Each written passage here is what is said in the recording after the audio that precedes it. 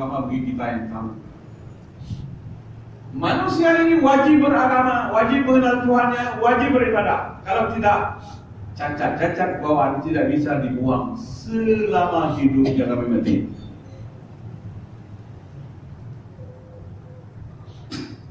Itu.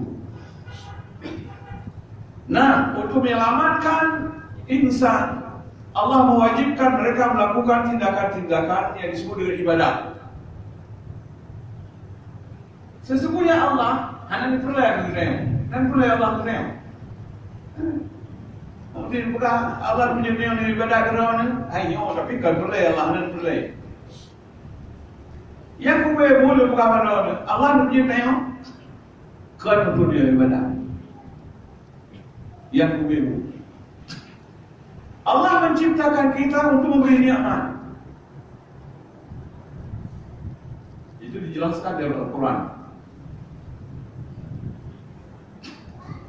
Ayat 118 dan 119 Surah Hud.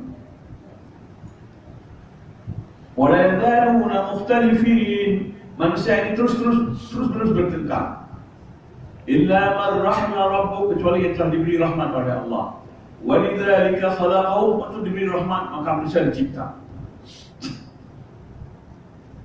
Minyak Allah punya dia untuk dia ibadat, kata Allah engkau perlecar dia, Allah yang suka dia. Wallahu ghaniyun 'anil 'alamin. Cuma urusan dia ibadat itu tugas kita, bukan keperluan Allah. Itu tugas kita, bukan keperluan Allah. Ibadah ini semua adalah tugas kita supaya kita bisa dikendali oleh Allah. Dengan ibadah kita bisa dikendali oleh Allah. Dengan bisa dikendali, disuruh buat ini, suruh tinggalkan itu, kita mampu. Karena itulah dapat rahmat yang sengaja Allah menciptakan kita untuk diberi rahmat.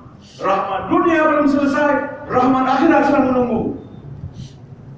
Rahmat dunia kalau mabai serasa, rahmat akhirat kai preseo ipa. Surga preseo, bidadari preseo, wildan mukhalladun preseo, anak-anak yang abadi, anak-anak surga sedang menunggu kita. Saudara lupa pada Allah yang punya lebih rahmat. Rahmat dunia sambung ke rahmat akhirat. Cuma wajib beribadah supaya dengan ibadat semata lupa rahmatnya. Naga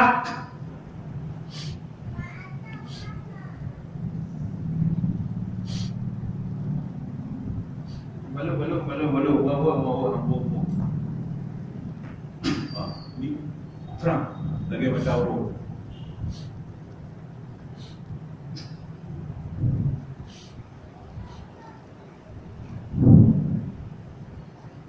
Jadi jangan merasa keberatan dengan datangnya puasa. Itu rahmat besar Allah untuk kita. Kebutuhan kita supaya cacat-cacat bawaan yang ada bisa dibersihkan dan kita jadi orang yang manut, patuh, bisa diadu. Misalnya diterang. Siap, belum duit. Kata-kata bergelang dari pun siap awal duit. Maaf, berpengen belum dia catat ke bro. Lu buka contoh. Kalau kau nak itu, kalau lupa. Baru betul kalau ceramah kerja kalau fitnah tu, kerja tahu, dah membangun. Dah ada yang itu je. Paling go kalau 20 lalu. Dia kena jah hari dia ceramah, nunggu ada head.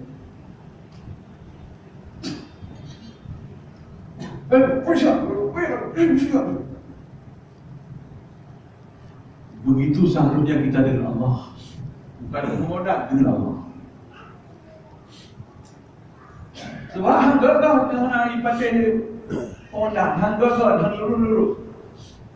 Maka sistem militer itu sangat bagus untuk menertibkan sesuatu yang tidak tertib. Begitu juga ibadah ini menertibkan yang tidak tertib. Siap. Gerak lalu siap. Belum.